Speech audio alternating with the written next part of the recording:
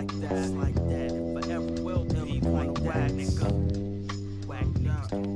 Listen, I'll go, and I'll come back, and I'll bring something to hide it, and we'll take it out together. How do I know you'll come back? I'll come back. I know who you are. My name is Stephen Sullivan, and I'm playing the role of Jake Moretti. You know who I am? Forget about it.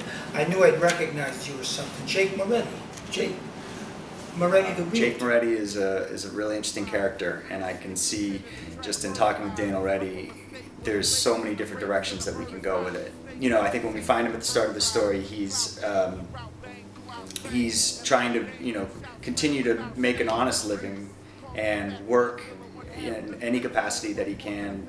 He's a man with, a go-get-em spirit. He's got a hustle, and I think he's trying to use that for his benefit. But when the city and other elements continuously betray him and take these away from him, he's slowly starting to realize that there may be less of a line that he's walking on, and the line may need to be a little more blurred, and he may need to start seeking other ways to survive. The house? The house? No. The tenant. The house is fucked.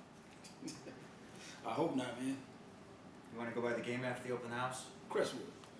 Hi, my name is Eric Bivens Bush, and I am playing the role of Carl in Lost Detroit.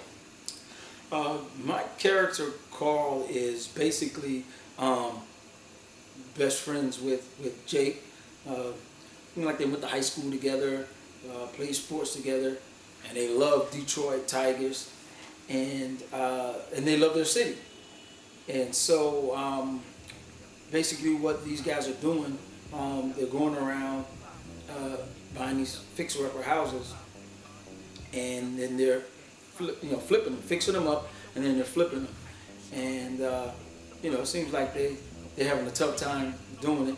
And I think obviously the money is a reason, but I think also probably the love for their city and getting their city back on track is probably equally as important. I need to get rid of a body. You ain't kidding. Holy shit, Jakey, what'd you do? I did. I'm Evan Arnold, and I'm playing Marty Moretti, and my little brother's name is Jake. We've had our issues, as most brothers do, but I'm there for him, helping him in my own style. I'm a pretty creative, imaginative, sometimes off-the-wall fellow. There is love, and you see that, because when little brother comes to big brother and says, I need a little help, big brother's it warms his heart that he gets invited back into his little brother's world. Fuck, Frank, we weren't done with it. And we can't be fucking whacking people in here. I'm sorry, Jimmy. What was I supposed to do? I had no choice. The character, Jimmy, he's a proud Detroiter. He lives there and he owns an Italian restaurant. He almost certainly has other business interests. This sliver of his life that we see, he and his associate are meeting with an underling who may have compromised them, put them in a bad position with competition within Detroit, and things go a little bit haywire, and Jimmy and his associate Frank have to take care of the situation. My character is essentially a wise guy, mobster, who's extremely ambitious and definitely seeking to climb the ladder and get ahead. And I think aside from this personal ambition in him, he also seeks legitimacy. He seeks maybe to go on the straight and narrow, and yet with all these forces going on in the city, it just seems such a struggle for him to break out. Learning more about the project, learning that it's taking place in Detroit, fascinated me for obvious reasons. Detroit's going through some real economic hardships, and yet there's sort of this underlying optimism about the city that I find very fascinating.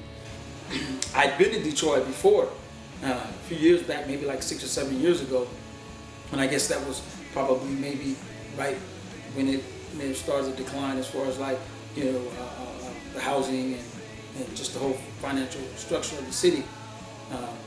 And I had a great time. I love the city, and one thing I noticed about everybody there is like, no matter who I met or what part of town they were from, they tended to have a tough edge about them. And so, once this started to happen with the city falling apart or whatever, I was like, man, everyone from Detroit seems pretty tough. And so I'm pretty much sure that they would, you know, that they could bounce back. And I think one of the other aspects of this is, you know, I think in looking at a city like Detroit, we're not here just to hold up a mirror and be like, oh, these poor people. I think that that's one of the roots of this project, is to really highlight the fact that the people that do still call Detroit their home love the city with all of their heart and soul, because, you know, they're the ones that are actually staying there and not running away, but trying to find a way to bring life back to the city. I think, you know, they share the city in common, and I think that's what's going on in Detroit right now. You have so many different ethnicities, so many people from various backgrounds that are all in one way or another struggling, and it's a struggle that unifies sort of the most random and the least likely of characters. And I think where Jimmy's at, like everybody in this piece, they're all hustling. They're all hustling to keep their head above water, to get ahead, to make their lives better. They're all feel strongly about Detroit, so they're trying to make their lives and the life of Detroit a better place. It's going to help the viewers think about who they, as American citizens, want to become and what they're going to do in their own city. If it gets bad, would you immediately bail, or would you try to improve things? And then at your first setback, would you then bail? And what would you do if you're threatened a little bit? What have you got inside of you? It's kind of a unique American story, and I think Lost Detroit is part of that story, and I wanted to be a part of that. So there's a little bit of me that's using this as an excuse to learn more about Detroit, and I'm going to do that as part of this process. It just inspired me to want to dive deeper into this story and be a part of something that was helping to tell this tale of an American city that is experiencing this today.